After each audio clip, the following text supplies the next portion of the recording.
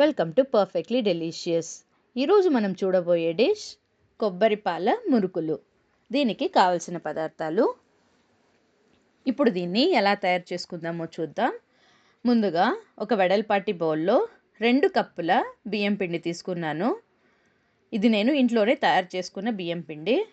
ఇందులోనే అరకప్పు మినప్పిండి, పావు కప్పు వేరుశనగ పప్పులు పొడి, దీన్ని పుట్నాల పప్పు కూడా అంటారు. ఇందులోనే 2 టేబుల్ స్పూన్ల నువ్వులు, తెల్ల నువ్వులు తీసుకున్నాను నేను ఇక్కడ. మీకు కావాల్సుకుంటే నల్లది కూడా తీసుకోవచ్చు. దీంట్లోనే అర స్పూన్ వాము, రుచికి తగినంత ఉప్పు, చివరగా 2 టేబుల్ స్పూన్ల బటరు అన్నీ వేసి కలుపుకోవాలి.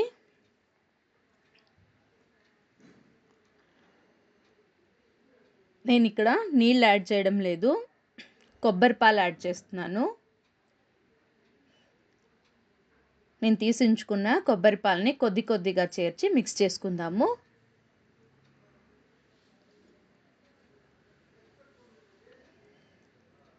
అన్నీ ఒకేసారి కలుపుకుండా కొద్ది కొద్దిగా తగినంత మోతాదులో వేసి కలుపుకోవాలి. మీకు చూస్తే తెలుస్తుంది, ఇక్కడ నేను 2-3 సార్లుగా దీన్ని కలిపి మిక్స్ చేసుకున్నాను.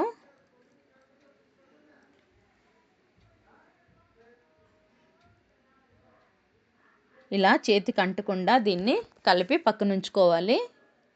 ఇప్పుడు స్టవ్ ఆన్ చేసి ఒక కడాయిలో ఫ్రైకి తగినంత ఆయిల్ వేసి హీట్ చేసుకోవాలి.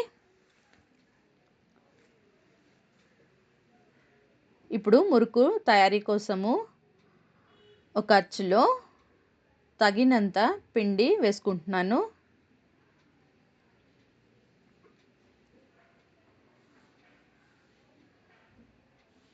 ఇది మీకు కావలసిన షేప్లో దీన్ని తయారు చేసుకోవచ్చు.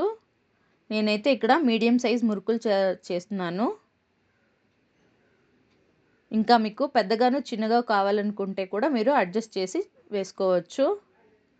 ఇప్పుడు నూనె కాగింది, ఒక్కొక్కటి వేసి ఫ్రై చేసుకుందాము.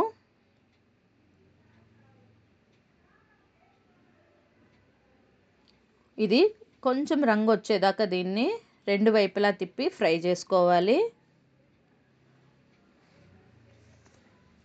చూసారా, మన రుచికరమైన కొబ్బరి పాల మురుకులు రెడీ అయింది. దీన్ని ఒకసారి మీరు కూడా ట్రై చేసి ఎలా వచ్చిందో నాకు చెప్పండి.